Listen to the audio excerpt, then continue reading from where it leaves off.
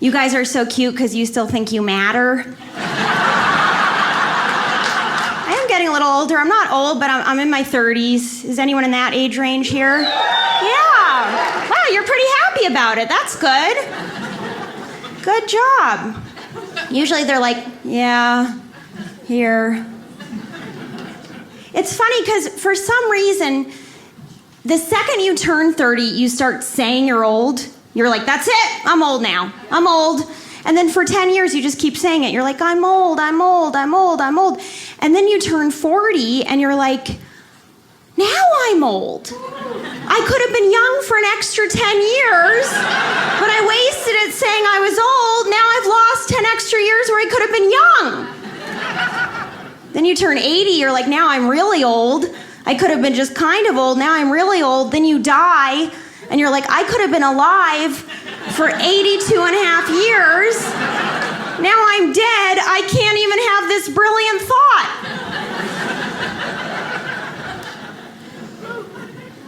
So my point is, none of us are old, because we're still here. Yeah, still doing it. Who's in their 20s? Anybody? All right, yeah, you're happier. That's good. 20s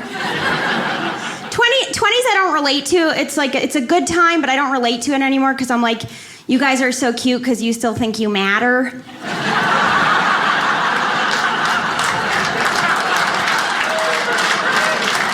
Like the rest of your life is just this really long journey where you find out you matter less and less and less every day, and then you die.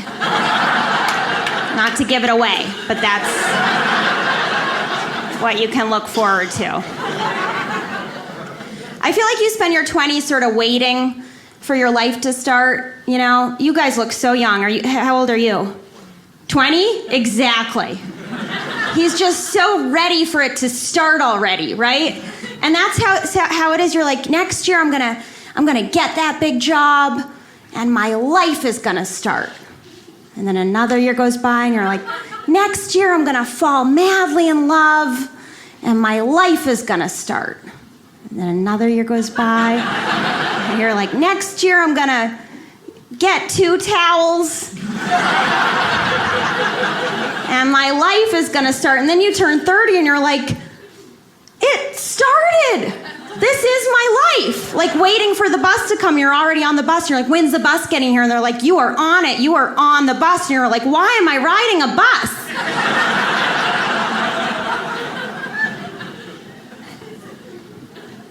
There's activities I don't want to do as much in my 30s. Like I went to a bar recently with my friend and we lasted like 5 minutes and we got bored. We're like, you want to go? Yeah, let's go. And as we were walking in our cars, my friend was like, oh my God, Erica, we're getting older. We're not fun anymore. And I was like, no, that's not what's happening, okay? It's not that we're not fun anymore. It's that we're getting older and we're getting smarter and we're starting to realize it was never fun. We just pretended this whole time. Somebody asked me the other day, is that your real voice? I was like, no, I got a voice lift. Very expensive procedure, but worth it to annoy people for the rest of my life. Thank you. I had an acting teacher once say, if you don't fix your voice, you're never gonna have a career. And so far, he's right.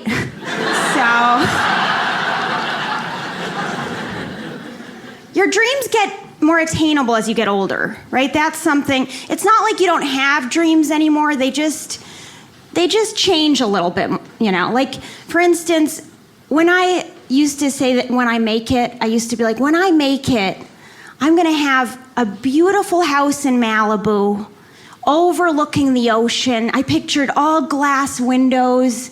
You know, I would wake up in the morning, look at the ocean. And now I'm like, when I make it, I'm gonna get a headboard for my bed. I'm just gonna get one of those giant wooden headboards, like a real grown-up bed. Thank you. Just changes, you know? Although the other day, I have to say, I was like, you know what? I think maybe I made it. Because I woke up in the morning and I was like, I don't have any kids to take care of. I also don't have a husband to talk to, or a boyfriend to fight with, or a dog to walk, or a backyard to mow. I don't have a pool to clean, or a mortgage to pay, or a credit card to use to pay the mortgage. I don't have a real job to go to. I don't have a dishwasher to turn on, or a microwave to turn on, or a Brita filter to change. I was like, I am completely free to go back to bed. And I did. And I think that's winning now, you know? I think that's winning. Thank you, guys. Can tell you all have houses. Guys are like, yeah, it's a pain. You don't want one. You do not want one. I do a little bit of acting, or as my mom says, I'm trying to be an actress. And I'm always like, no, Mom, I'm not trying to be an actress. I am an actress, okay? I'm trying to get you to send me money.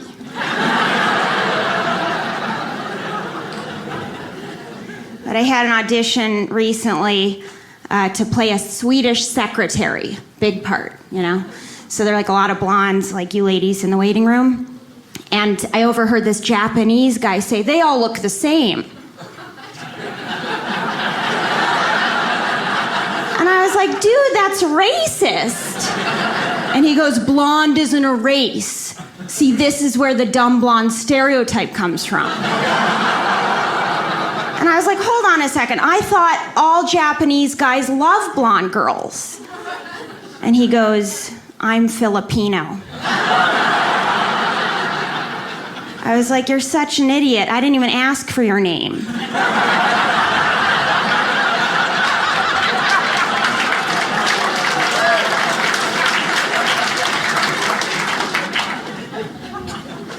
That joke has never done better than that. That was the best that's ever done. Maybe because there's a lot of blondes here tonight. You guys relate. My mom is proud of me, though. She was like, honey, I'm just so relieved you were never involved with Harvey Weinstein. She's like, I know you weren't, because I told your father if she had been, she'd be a lot more successful.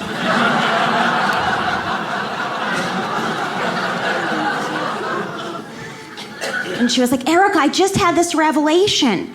You and Grandma are very similar. Because you're in a male-dominated profession with stand-up comedy, and Grandma was in a male-dominated profession with aeronautical engineering. I was like, yeah, we're pretty much the same person, except one of us was very good at math, and the other owns one towel. Besides that, we're both killing it. Just killing it. It was a weird year for men, right? Weird year for men. Not a great year to be a creepy male comic. So it wasn't a great year to be a male comic.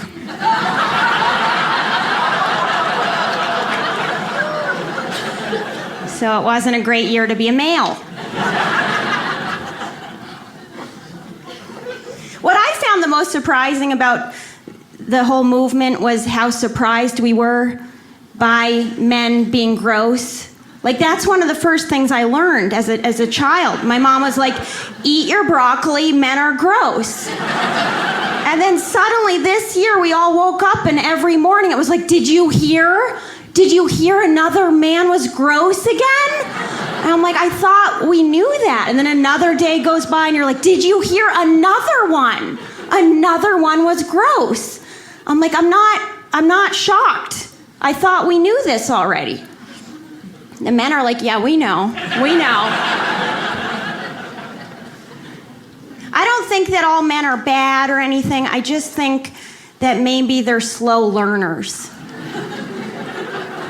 Right? We just need to give them a little time to catch up. And if they're over like 80, just let them die a creep. You know? Give them those last couple years. You don't need to teach an 80-year-old man why it's demeaning to call a woman sweetheart, you know? He's only got a little time left. Guys are like, was that political? We don't know. We're confused. I've been traveling a lot, it's good to get out of LA, you know? It's nice. He's like, I got out and I stayed out. It's you know, it's a weird place, LA. Anytime you can get out and just remember what real people are like, that's comforting.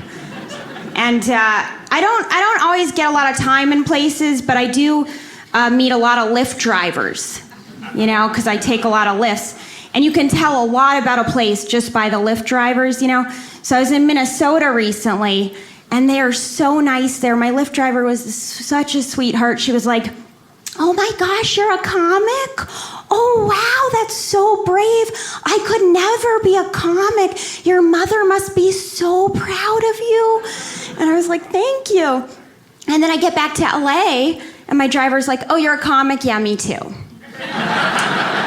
Yeah, I'm also an actress / producer / massage therapist / blogger / vlogger / marine biologist. I don't really need this job. I'm just doing it to study people.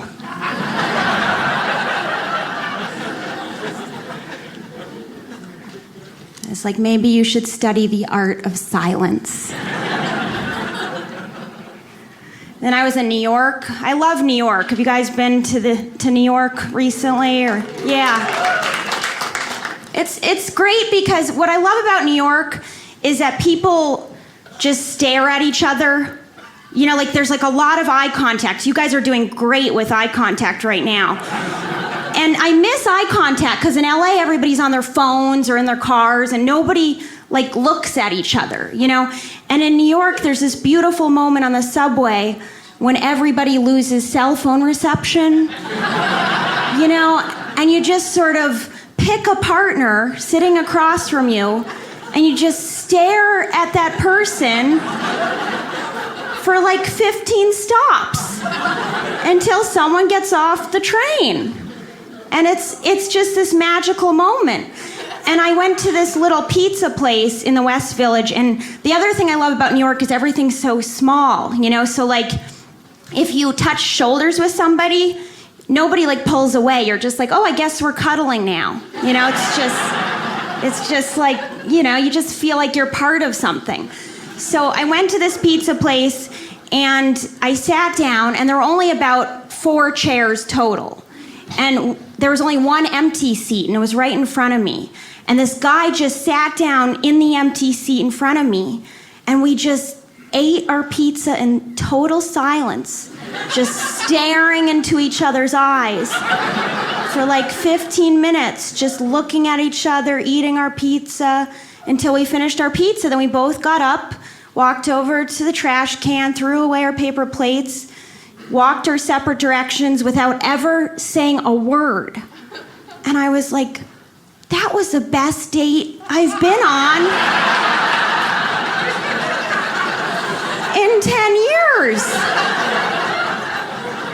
It's like nobody said anything stupid.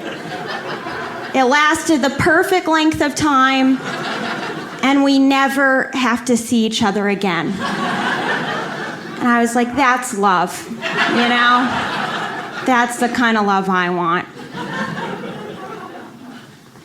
I did go through a breakup a couple months ago, which I thought was good because it meant it was a real relationship, finally.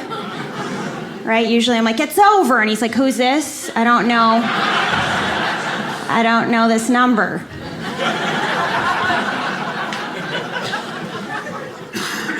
I wish we could bring breakups back from before the internet, right? It was easier. We could just be like, listen, I'm sorry it didn't work out. Have a nice life.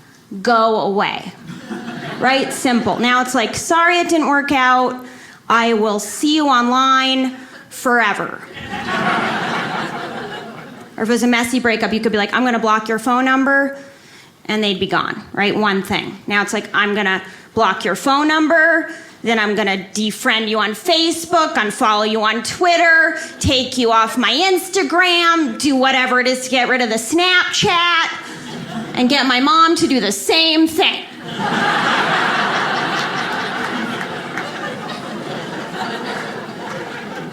There were so many clues he wasn't the right person for me. I feel like there's usually clues, right, that we ignore for 4 to 5 years.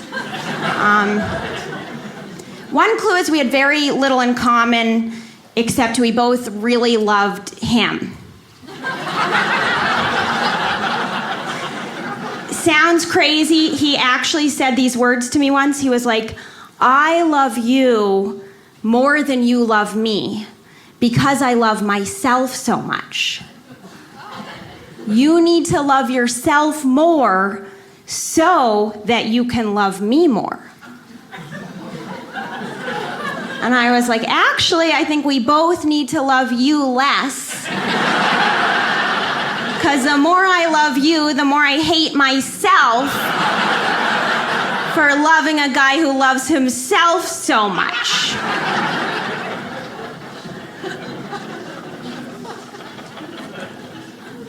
Another clue is, I think your romance might be in trouble the second you start taking off your own clothes. If you're not laughing, you're worried. You guys are like, it's been 15 years since anyone did that. This sounds crazy. Because in the beginning of a relationship, it's so exciting. Like, you're so attracted to each other, right? Like, you can't stop touching each other. You're ripping off clothes. You're throwing each other up against walls consensually. Hopefully. And then there's this gradual shift that happens, right? You don't see it coming. It happens over time.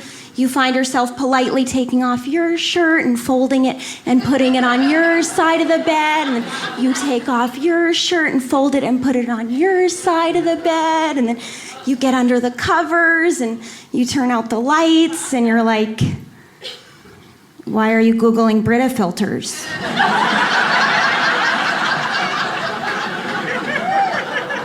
I thought you found one you liked.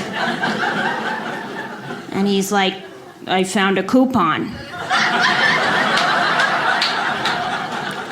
And you're like, I guess I'll sleep at my place. And he's like, well, can you leave the garage door opener? And you're like, why?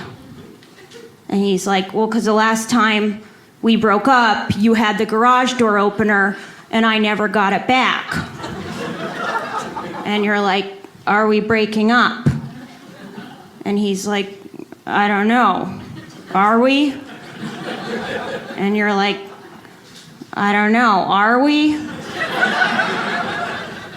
And he's like, I don't know. Are we? And then 3 years later, you break up. And still have his garage door opener. Thank you very much. Thank you.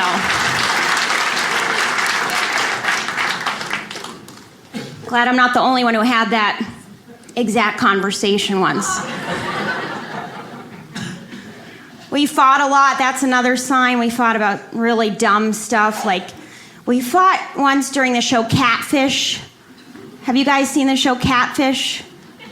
Yes? Okay. Well, apparently, I was talking during the important parts of Catfish. And if you've seen Catfish and you think there are important parts in Catfish, you are part of the problem.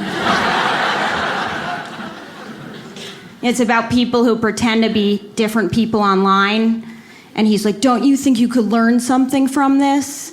And I was like, the only thing I'm learning is that you're not who I thought you were. Thank you, ladies. Thank you.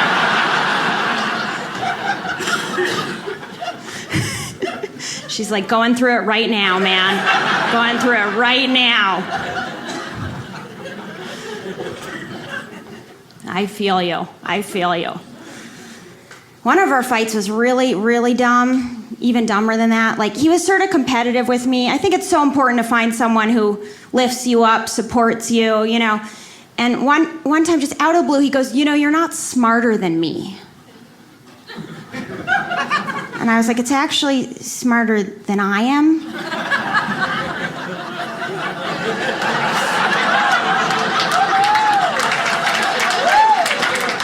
And then he said, well, between you and I finished college and you didn't. And I was like, it's actually between you and me. And then he said, you and I are done. And I was like, you got that one right.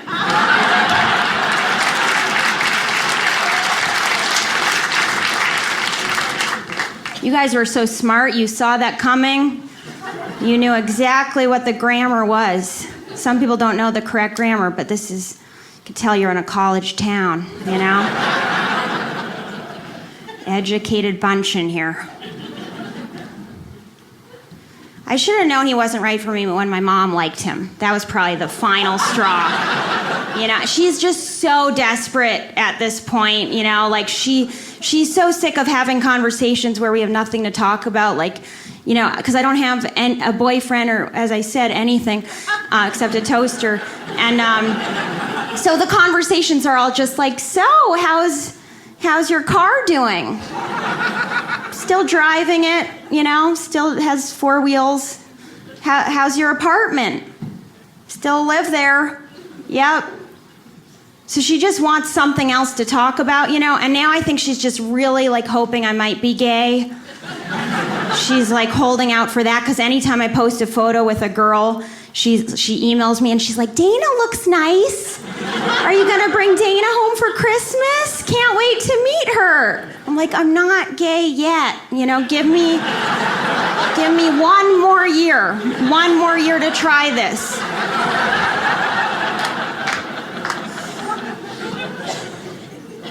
Another guy I dated, I called her about. I was like, I'm seeing a new guy. He doesn't have a job right now. There is a slight chance he's a drug addict. Small possibility he's also homeless, because he's been staying with me for about 4 days. Doesn't look like he's making much progress and leaving anytime soon. And she just goes, but he likes you? I was like, Mom, what happened to know your worth, honey? She always said, know your worth. And she was like, that was when you were younger. You were worth a lot more back then.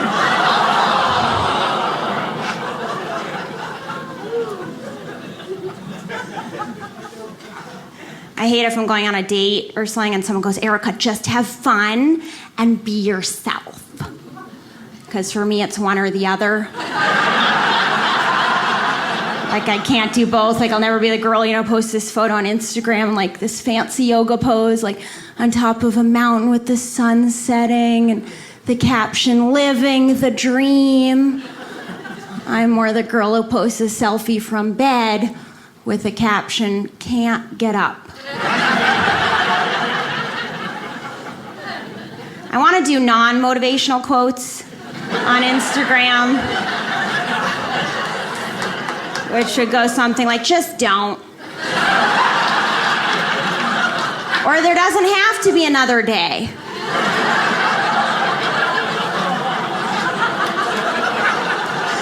Or you can always live the life you imagined if you have a really bad imagination. My friend wanted to get lunch the other day, but she's like, I'm vegan now. I was like, oh, here we go. With that whole thing, I was like, do you want to go to Cafe Gratitude, the vegan restaurant? And she was like, well, I'm also gluten-free, so can we go to the juice bar? And I was like, how about we just never speak again? Let's just move on with our lives. And she's like, do you want to go out on a boat sometime? Like, she had a friend with a boat. And I was like, you've been on a boat before. right? Is that something we have to do twice in this lifetime? Because I don't think about the boat anymore. I think about all the steps that lead up to the boat. You know, like I have to put my bathing suit on. Then I have to figure out who else is gonna be on the boat, and can I wear my bathing suit in front of the people on the boat? Then I have to do a research project on the people who are gonna be on the boat to determine if I can wear my bathing suit in front of them. Then I have to get to the boat. I'll probably get lost getting there because I'll take Waze, and Waze is gonna be like, try making this left turn, sucker. Then I'll get on the boat, not really want to be on the boat. Everyone else would probably not really want to be on the boat either, but they'll be Instagram, Snapchat storing that they're on the boat because they want other people who aren't on the boat to wish that they were on the boat. So what I'd rather do, honestly, is just stay home, put my bathing suit on, get in the bathtub,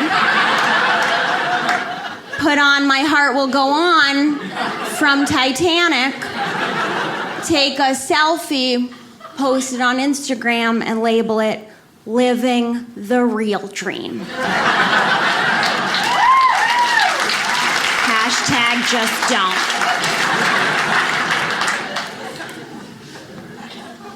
I hate the expression, it is what it is. You know, you're having a bad day, like, oh, I got a flat tire, my boyfriend broke up with me, and your friend's like, well, it is what it is.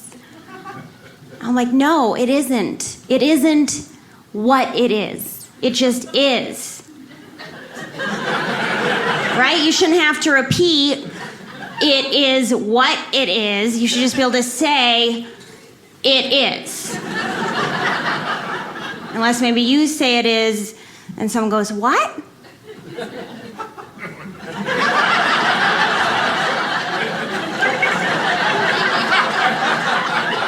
Then you can repeat, it is!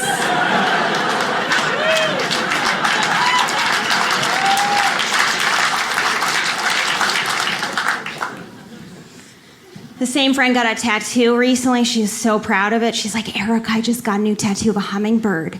Do you know what hummingbirds represent? And I was like, no, but I bet you're gonna tell me. She's like, they represent change. I was like, interesting. You know what doesn't usually represent change? Tattoos. Not a big symbol of change. I do feel like getting a tattoo is a little like having kids, because it seems really cool when other people get them. But then you get one and you're like, shoot, I have this forever now? It's not gonna be cute in 10 years.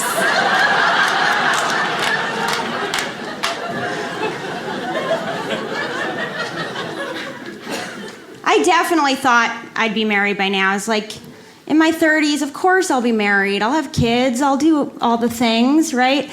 But now I'm starting to look at the bright side. I feel like if you're in your 30s and you're not married, and you don't have kids, it's a little like breaking even in a casino. Like you didn't win, but you didn't not win.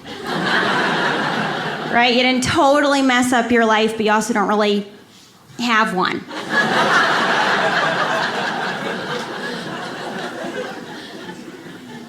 And my sister has two very cute kids. She has a 5-year-old and a 3-year-old. And the 5-year-old, her name's Annabelle. And recently, my sister was like, I just want you to get married. Well, Annabelle would still make a cute flower girl. And I was like, I just want to get married before Annabelle gets married. That's my goal. I went to a dermatologist recently, and he was like trying to sell me Botox. He was like, go like this, and I went like this, and he was like, yep, you got those lines. And he's like smiling. I was like, and he's like, yep, you got those lines. I was like, what if I just don't make those faces, you know? Just like stand really still. And then he's like, how old are you? And I was like, I'm 30. And he's like, do you have a boyfriend? And I was like, no, not right now. And he's like, well, have you thought about freezing your eggs? And I was like, first you want me to freeze my face, now you want me to freeze my eggs? I was like, the only thing I wish I froze was my self-esteem from before this appointment.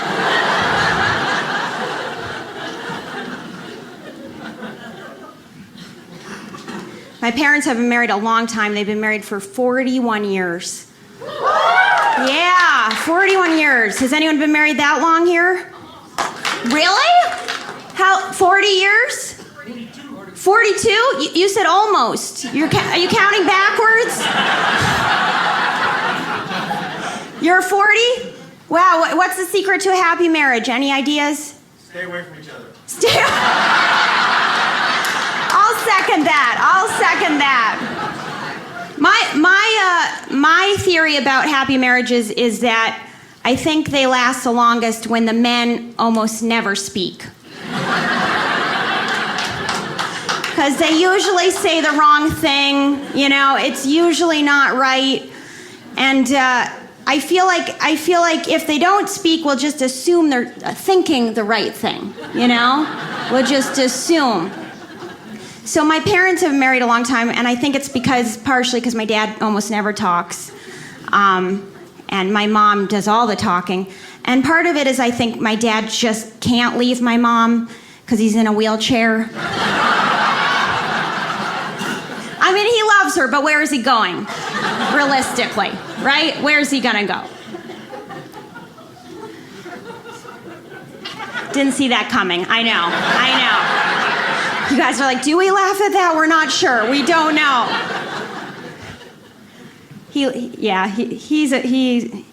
He likes jokes about him, so you're fine to laugh, believe me. He has MS, it's a neurological disease, and found out they had an MS walk, which I thought was quite disrespectful. So I went on it, to find out what all the fuss is about. Just thousands of people showing off what they can do. It's just so rude. Okay, my dad doesn't like that joke, but he's like, sorry, Dad, but when I have an idea, I run with it. Unlike some people I know, so you're just gonna have to roll with it.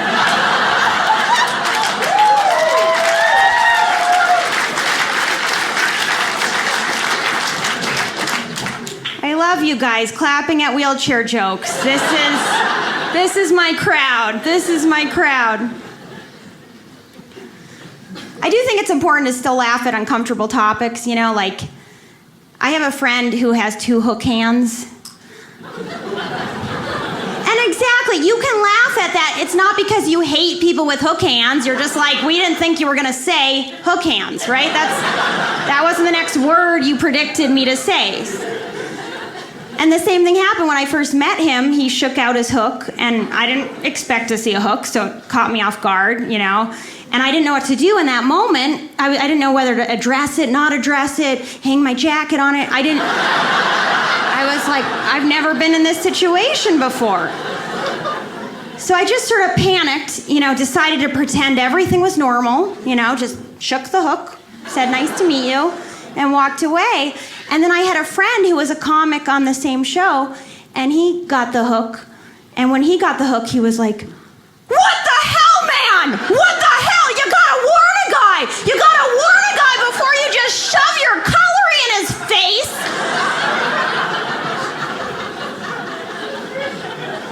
And I was like, that was the right reaction. That's how I wish I had reacted. So immediately the guy just looked so at peace, like, thank goodness somebody's actually acknowledging the reality in front of him, So we're all so afraid all the time. Because we're all messed up, we all have something, right? Like, who's got nothing wrong with them? Exactly. We're all messed up in some way. I get depressed sometimes. I actually just went off my antidepressants, which is, thank you. It's good. I'm starting to feel again, you know. And I thought I would get like a natural remedy for depression, so I went to the herbalist, you know, the woman in Whole Foods who wears the badge. And I told her, I was like, I just went off my antidepressants, and she goes, good for you. Good for you. And I was like, thank you. And she's like, do you want to try some CBD oil? It's supposed to be good for depression. And I was like, you know, honestly, I don't think I need it now. I think all I needed was someone to say, good for you. And now I feel great. So now anytime I feel down, I just go to aisle 3, I talk to Susan, and get some self-esteem. Then I started to realize that people say the exact same thing when you go on antidepressants as when you go off them. So when you go on them, people are like, good for you for really taking care of your mental health. Good for you. And then you go off them and people are like, good for you for being so brave to do this on your own. Good for you. So what I realize is people just don't care. They don't care what you're doing. I was actually sober for 15 years. Thank you. Then I turned 16. So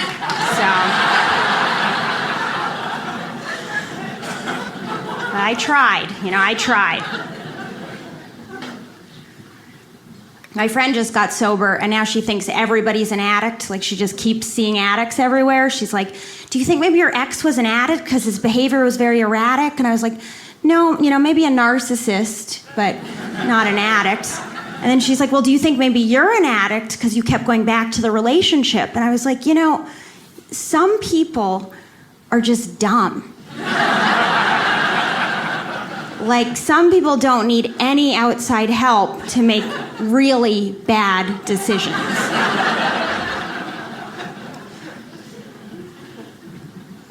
Went on a date recently with a guy who tried to seduce me with Adderall. That was interesting. He's like, you want to go back to my place to do some Adderall? And I was like, okay, sure, it's good for learning, right? So we went back to his place, we did the Adderall, and I think what we learned from this experience is that Adderall is not ecstasy, does not have the same effects. I wasn't at all turned on. Instead, I was just very, very focused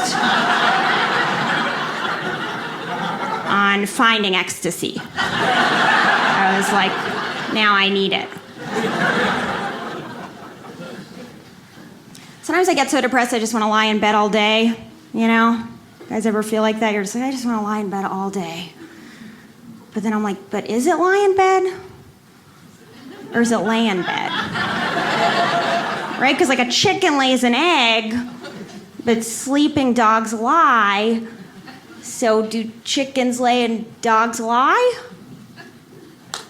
And then I'm like, okay, it's definitely time to get up. But you're not supposed to end a sentence with a preposition. So then I'm like, I might as well just stay in bed. But is it might as well or is it may as well?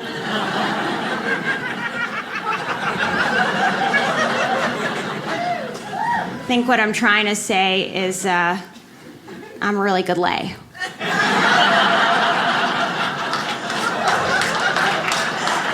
Or is that just a really big lie? It is what it is. I'll end there. Thanks, you guys are really fun.